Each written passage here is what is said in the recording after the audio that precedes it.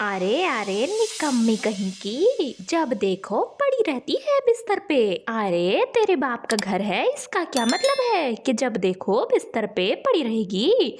उठ और उठ कर जाकर सारे काम काज कर। ना जाने कौन सा पाप किया था जो तुझ जैसी औलाद पैदा हो गई मुझे। अरे अगर इतना ही है तो जाकर दूसरों के बच्चे को देख, कितना काम करते हैं। पर माँ मैं तो अभी बर्तन धोकर ही आई हूँ। अब मैं जा रही हूँ खाना बनाने के लिए। बीच में मैंने सोचा थोड़ा सा आराम कर लेती हूँ, फिर जाऊंगी। अरे हाँ हाँ आराम कर लेती हूँ। तू जितनी देर में आराम करेगी ना उतना देर में मेरा खाना देर हो जाएगा। और तू जानती है मुझे सवेरे खाना खाने की आदत है। चल अब जल्दी जल्दी उठ और रसोई में जाकर खाना बना। जब देखो जबान लड़ाती रहती है। मम्मी कहाँ हो मम्मी, बहुत भूख लगी है। अरे मेरा लाडला बेटा आ गया। तुझे भूख लगी है ना? रुक। अरे ओ निकम्मी लड़की, मैंने तुझे कब से कहा है जल्दी जाकर खाना बना। देख मेरे बेटे को कितनी भूख लगी है। काम की ना काज की, दुश्मन अनाज की। सीमा अपने बेटे रोहित को झाड़ पर चढ़ा कर रखती और वहीं नीलम को अपनी बेटी होने का दर्जा तक न देती। नीलम की गलती बस इतनी ही थी कि वह सीमा की बेटी थी। सुन, मैं आज बाजार जा रही हूँ, घर का ध्यान रखना, थोड़ी देर में आ जाऊंगी। अरे अरे अरे एक मिनट एक मिनट, ये तूने किसके कपड़े पहने हुए हैं? ये तो मेरा वही वाला सूट है ना जो मुझे मेरे बेटे रोहित ने ला कर दिया था।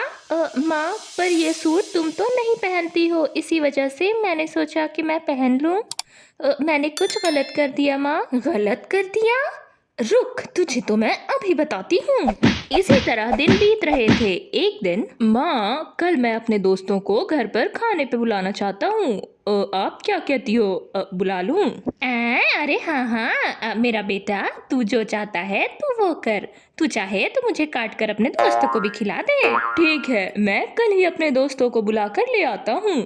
रोहित का दोस्त विजय। घर आते ही विजय की मुलाकात नीलम से हुई। रोहित, ये जितने भी खाने हैं ये किसने बनाया है? जरूर तेरी मम्मा ने बनाया होगा ना? अरे नहीं नहीं, ये सारे खाने तो मेरी बहन ने बनाए हैं। नीलम नाम है उसका। ओह अच्छा अच्छा, नीलम ने बनाए हैं। अच्छा, वही जिससे मैं दरवाजे पर मिला था। उस दिन के बाद से विजय का आना जाना रोहित के घर शुरू हो गया। विजय मन ही मन नीलम को पसंद कर रहा था।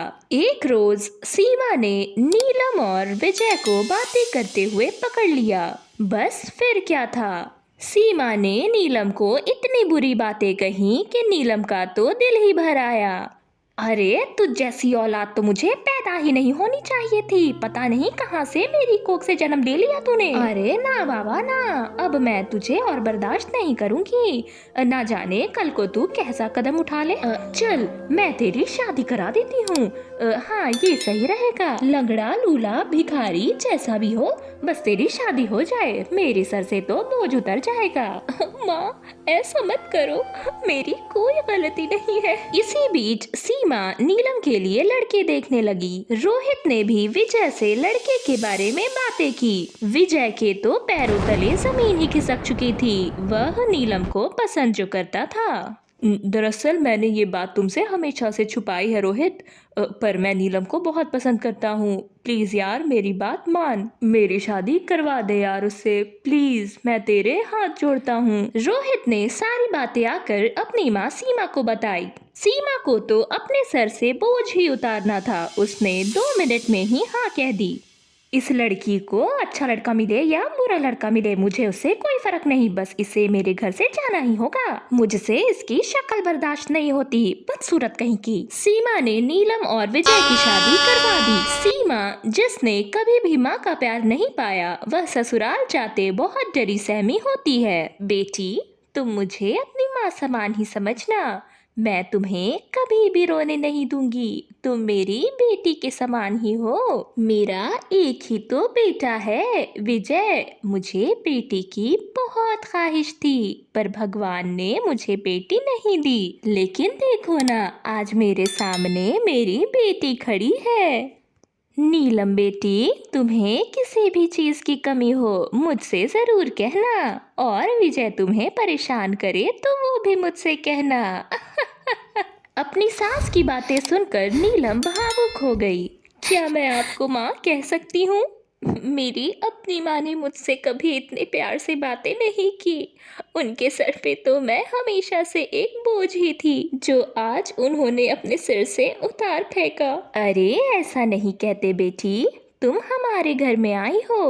फेंका किसने है तुम्हें? तुम यहाँ मेरी बेटी बन के रहोगी, मेरी अपनी बेटी। आज नीलम को एहसास हुआ कि असली माँ का प्यार क्या होता है। जरूरी नहीं कि हर बार जन्म देने वाली माँ ही माँ हो। अनुपमा एक गरीब की पत्नी थी। अनुपमा और उसके पति बिरजू ने भागकर शादी की थी। अनुपमा एक गरीब परिवार से ना होकर एक बहुत ही अमीर परिवार से थी, और वहीं बिरजू उसके घर का ड्राइवर था। बिरजू की अच्छी नीयत और उसका भला व्यवहार देखकर अनुपमा उसकी तरफ आकर्षित होने लगी, और देखते ही देखते दोनों एक दूसरे को पसंद करने लगे, और कुछ ही दिनों के अंदर दोनों ने शादी कर ली। अनुपमा के घर वाले इस शादी से राजी ना थे, जिसकी वजह से उन्होंने अनुपमा को अपने घर से हमेशा हमेशा के लिए निकाल दिया। आज से तुम्हारा और हमारा रिश्ता हमेशा हमेशा के लिए खत्म। जाओ यहाँ से, तुम मेरी बेटी नहीं हो। अनुपमा बहुत उदास हुई और फिर उसने बिरजू के साथ ही अपना घर बसा लिया। बिरजू और अनुपमा दोनों आपस में बहुत खुश थे, पर एक दिन ना जाने किस्मत को क्या मंजूर था। बिरजू ड्राइविंग करते करते खाई से नीचे गिर गया और वहीं उसकी अचानक मृत्यु हो गई। छोड़कर चले गए मुझे बिरजू। मैं तो इस घर में तुम्हारे भरोसे आई थी। मैं अब यहाँ अकेले कैसे जीऊंगी? बिरजू को गए हुए 2 से 3 दिन हो गए थे, और बिरजू के जाने के साथ घर का राशन पानी भी चला गया था। अनुपमा का भाई रवि एक दिन अनुपमा के घर आया। अरे बहना, ये तुमने क्या हालत बना के रखी है अपनी? देखो, मैं जानता हूँ जो कुछ तुमने किया वो गलत था। तुम्हें मम्मी पापा की मर्जी से शादी करनी चाहिए थी, पर अब होने को कौन टाल सकता है भला। देखो अनुपमा, मैं तुम्हें यहाँ से ले जाने आया हूँ। तुम आखिर हो तो मेरी बहन ही ना। चलो तुम मेरे घर में रहना। रवि अनुपमा को अपने घर ले आया। रवि की पत्नी सोनाक्षी व्यवहार से बहुत ही चंचल थी। उसके मुंह में जो आता वह भट से बोल दिया करती। ओफो, ले आए अपनी बहन को? अच्छा ठीक है, अब जो भी है, जब ले ही आए हो तो मिलकर काम करेगी मेरे साथ किचन में। मुफ्त की रोटियां तो नहीं तोड़ने दूंगी ना। अरे भाभी, आप चिंता क्यों करती हो? मैं घर के सारे काम कर दिया करूंगी। इसी तरह एक दिन अनुपमा रसोई में खाना बना रही थी कि तभी उसका भाई रवि वहां आता है। अनुपमा, देखो, तुम यहाँ कई दिनों से हो और अब मुझे नहीं लगता कि मैं तुम्हें यहाँ रख पाऊंगा। देखो अनुपमा, मुझे तुम्हारे यहाँ रहने से कोई तकलीफ नहीं है, पर तुम सोनाक्षी को जानती हो ना, वो अब इस चीज़ के लिए राज़ी नहीं है। मुझे माफ़ कर देना, मैं तुम्हारा बंदोबस्त कहीं और कर देता हूँ। अनुपमा को ये बात दिल पर लग गई। अरे नहीं भैया, आप क्यों बंदोबस्त करेंगे मेरा? मैं खुद ही चली जाती हूँ यहाँ से। कोई सड़क फुटपाथ पे रह लूँगी। मेरा रिश्ता ही क्या है आपसे? कहते हुए अनुपमा की आंखों में आंसू आ गए, और रात ही वह वहाँ से चली गई। रात के 12 बज रहे थे और एक बूढ़ी औरत वहाँ पर जलेबियाँ बना रही थी। सुनो अम्मा, क्या मुझे 2 जलेबियाँ दे सकती हो? मुझे बहुत भूख लगी है, पर मेरे पास पैसे बिल्कुल भी नहीं है। ले लो बेटी, जलेबियाँ ले लो। भूख लगी है तो जलेबियाँ खाओ। पैसे का क्या है, पैसे तो आते जाते रहते हैं। तुझे खिलाकर थोड़ा सा पुण्य कमा लूंगी। जलेबियाँ खाते खाते अनुपमा उस बूढ़ी औरत को अपनी सारी कहानी सुनाती है। बेटी, बहुत अफसोस हुआ मुझे ये सब सुन के। अब क्या करोगी अम्मा? जो होना था वो तो हो गया। वैसे अम्मा, तुम ये सब जलेबियाँ कैसे बनाती हो? क्या तुम मुझे सिखाओगी? हाँ बेटी, क्यों नहीं। वैसे भी अब मैं बूढ़ी हो गई हूँ। मैं तुम्हें जलेबियाँ बनाना सिखाऊंगी तो मुझे थोड़ा आराम भी हो जाएगा। तुम जलेबियाँ बना दिया करना और हम साथ बेचा करेंगे। अम्मा, ये बुरा आइडिया तो नहीं है। वह बूढ़ी औरत अनुपमा को जलेबियाँ बनाना सिखाती है। कुछ दिन बीत गए। वाह बेटी, तुमने तो मुझसे भी कई ज्यादा स्वादिष्ट जलेबियाँ बनाई हैं। हम रात को जलेबियाँ फेंट लिया करेंगे और सुबह गर्मा गर्म तलकर ग्राहकों को खिलाया करेंगे। अनुपमा की गर्मा गर्म जलेबियाँ खाकर सारे ग्राहक बहुत खुश हुए। एक दिन जलेबियाँ बनाते हुए उसने अपने भाई रवि को देखा। वह दर दर भटक कर सबसे नौकरियाँ मांग रहा था, पर उसे कोई नौकरी देने को तैयार ही न था। भैया, क्या हुआ? आप यहाँ क्या कर रहे हैं? अनुपमा, मैं तुम्हें कैसे बताऊं सारी बात। तुम्हें पता है, सोनाक्षी मेरी सारी प्रॉपर्टी अपने नाम करवा कर लेकर चली गई और मुझे तलाक दे दिया। मेरे पास अब एक फूटी कौड़ी नहीं है। मैं क्या करूं? मैं कैसे जीऊंगा? और तो और वो घर भी उसने अपने नाम करवा लिया है। भैया, आप शांत हो जाइए, हम मिलकर एक रास्ता निकालेंगे। मेरी बहन, मुझे माफ कर दे। मैंने उस झूठी औरत की बातों में आकर तुझे घर से निकाल दिया। अरे कोई बात नहीं भैया, अगर ऐसा कुछ ना हुआ होता तो भला मैं आज इतनी बड़ी जलेबी की दुकान की मालकिन थोड़े ही होती। भैया, अगर आपके पास कोई काम नहीं है तो क्या आप मेरा हाथ बटाएंगे इस जलेबी की दुकान चलाने में? हाँ बहन, क्यों नहीं। के बाद से वह बूढ़ी औरत दुकान पर जलेबियाँ बेचा करती और रवि और अनुपमा खूब मेहनत से जलेबियाँ बनाया करते। बंटी, क्या तू मुझे वो खिलौने देगा जो तू मुझे कल दिखा रहा था? मैं तुम्हें कैसे दे दूंगा? मेरे पापा इंग्लैंड से लेकर आए हैं। तुम जैसे गरीब लोग तो इस तरह के खिलौने कभी देखे ही नहीं होगे ना। सोहम को बंटी की बातों का बहुत बुरा लगता है। बंटी, कहाँ है तू? कब से तुझे ढूंढ रही हूँ। माँ, मैं तो यहाँ हूँ। ओफो बंटी, मैं तुझे कब से ढूंढ रही थी। इतनी देर से तू कहाँ था? अच्छा चलो कोई बात नहीं। चलो, मैंने तेरे लिए पालक पनीर बनाई है, तुझे बहुत पसंद है ना? अरे वाह, पालक पनीर। बंटी सोहम को चिढ़ाकर ऐसा कहता है और फिर अपनी माँ के साथ घर चला जाता है। अरे बेटा सोहम, तू घर आ गया? चल जल्दी जल्दी मुँह हाथ धो ले, मैंने आज तेरे पसंद के आलू के पराठे बनाए हैं। माँ, मुझे आलू के पराठे नहीं खाने हैं। अच्छा, तो क्या खाना है मेरे बेटे को? मुझे भी वही खाना है, पागल पनीर। बेटा, वो पागल पनीर नहीं, पालक पनीर होता है। हाँ हाँ, जो भी है, मुझे भी वही खाने हैं। बंटी की मामा ने उसके लिए पागल पनीर बनाया था। अरे मेरे लाल, हम उनकी तरह नहीं हैं। फिर सुमन को एहसास होता है कि वो इस तरह की बातें अपने छोटे से बेटे को कैसे ही समझाएगी, तो फिर वो अपना मुंह बंद कर लेती है। अच्छा, ठीक है सोहम, मैं तेरे लिए पागल पनीर जरूर बना दूंगी।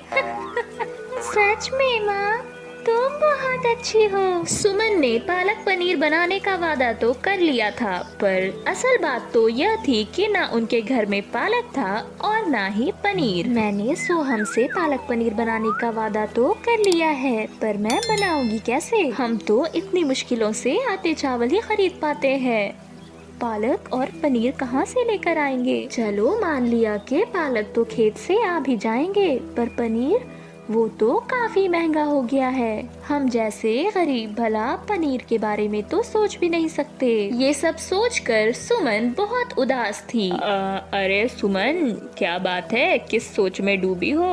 अरे आप आ गए। अब आप देख लीजिए, आपके प्यारे लाडले बेटे ने फरमाइश की है पालक पनीर खाने की, तो फिर बनाओ पालक पनीर। इतनी दुविधा कैसी? आप तो बड़ी आसानी से कह दे रहे हो जी, पर सच तो आप भी जानते हो पालक पनीर कितना महंगा मिलता है बाजारों में। ना हम बाजार से खरीद सकते हैं और ना घर पे बना सकते हैं। ओफो सुमन, अगर हमारे बेटे ने फरमाइश कर ही दी है तो फिर पालक पनीर तो जरूर बनेगा। पालक की तो तुम चिंता मत करो, पालक मैं अपने खेत से ले आऊंगा। और रही बात पनीर की, तो मैं अभी जाकर देखता हूँ। राम मोहन उदास मुंह से वापस घर लौटता है और कहता है, अरे नहीं नहीं सुमन, वाकई में पनीर तो बहुत महंगी है। देखा, मैंने कहा था ना कि पनीर बहुत महंगी है। पर आप चिंता मत करो, मैंने इसका उपाय खोज लिया है। सुमन खूब सारे मूंगफली लेकर आती है। हे भाग्यवान, अब तुम पालक पनीर में इस मूंगफली का क्या करोगी? आप बस देखते जाओ जी। सुमन ने मूंगफली को पीस दिया और फिर उसमें पानी डाला और फिर उसे छान लिया। ये देखो जी, ये रहा मूंगफली का दूध। अब हम इसे फाड़ेंगे और इसमें से निकालेंगे पनीर। अरे वाह सुमन, तुम्हारे दिमाग की तो दाद देनी पड़ेगी। सुमन मूंगफली के पनीर का छोटा छोटा टुकड़ा करती है और फिर पालक में डाल देती है। सोहम, ओ सोहम, देख तेरी पालक पनीर तैयार है। चल जल्दी जल्दी आके खा ले। माँ, ये तो बहुत स्वादिष्ट है। सच में सुमन, तुम्हारी पालक पनीर का तो कोई जवाब ही नहीं। अच्छा सुनो, वो हरिहर जी है ना पास के, उनसे मैं बात करता हूँ। अजी, पर किस बारे में बात करनी है आपको? ओहो देखो, मैं तो तुम्हें बताना ही भूल गया। हरिहर जी का ढाबा है ना, वो उसे बंद करने के लिए कह रहे थे, पर मैंने उन्हें ऐसा करने से मना कर दिया। मैंने कहा कि वो दुकान मुझे दे दें और मैं उन्हें धीरे धीरे पैसे चुका दूंगा। अरे पर दुकान लेकर आप करेंगे क्या? ओहो सुमन, तुम अभी तक नहीं समझी।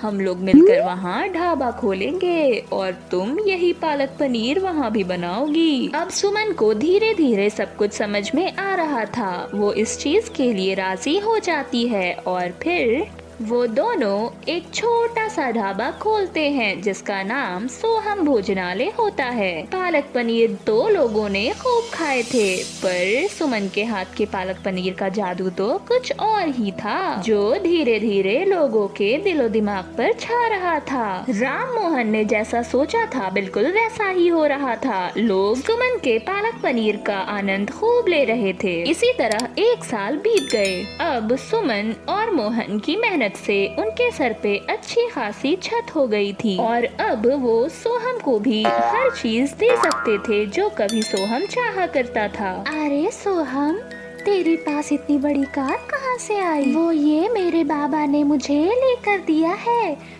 तू इससे खेलना चाहता है? हाँ, मैं भी इससे खेलना चाहता हूँ। बंटी ने जैसा किया था, सोहम बिल्कुल भी वैसा ना करके उसे अपना खिलौना खेलने को दे देता है। बंटी को भी अपनी गलती का एहसास हो गया था और फिर अब वो दोनों पक्के दोस्त बन गए थे।